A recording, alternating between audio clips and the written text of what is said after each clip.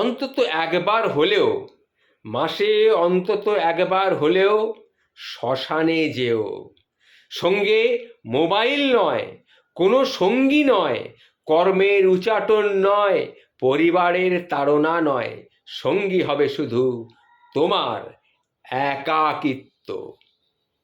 এটা মনে রেখো।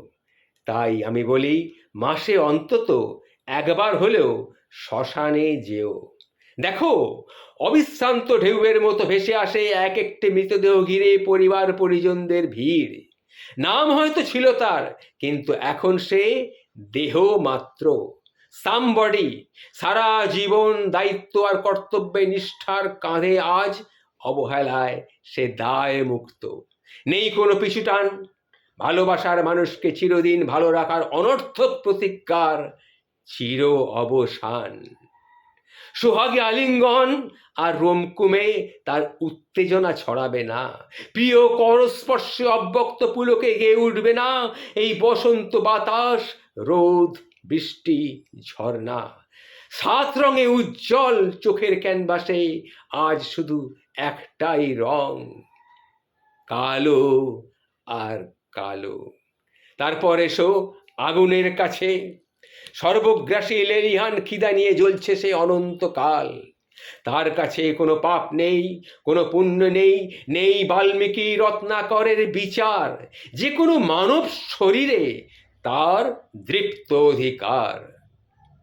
পরিবারের তাড়নায়, পরিবারের তাড়ায় দ্রুত চুল্লির গহ্বরে প্রবেশের সঙ্গে সঙ্গে মুছে যাবে তোমার কর্তৃত্বের আস্ফালন, লালসার উদগ্র ইঁদুর দৌড়, প্রেমের মাধুর্য, অপমানে অশ্রুপাত, সন্তানের জন্য দুশ্চিন্তা, প্রতিজ্ঞার লৌহ মুষ্টি, অ্যান্টি এজিং কসরত, ঝিলমিলে সম্মোহন, যাবতীয় পুতুল খেলা সব শেষ।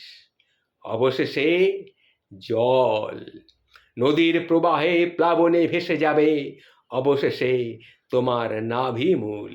এভাবেই সমুদ্রে চলে যেতে হবে জানলে, এটা যদি তুমি জানো এভাবেই সমুদ্রে চলে যেতে হবে, তবে তুমি কি ভাসাবে তোমার ওই ঔদ্ধত্যের পানসি খানি? গায়ে মাখবে কি জীবনের এত ঝড়, এত ঝঞ্ঝা? বলো বলো, এ সত্যকে এড়িয়ে তুমি পালাবে কোথায়? তাই তাই তাই নিজের অন্তিম সত্য বুঝতে মাসে অন্তত একবার হলেও, একবার হলেও, মাসে অন্তত একবার হলেও শ্মশানে যেও, নির্ভয়ে এবং একাকী। এটা কিন্তু মনে রেখো।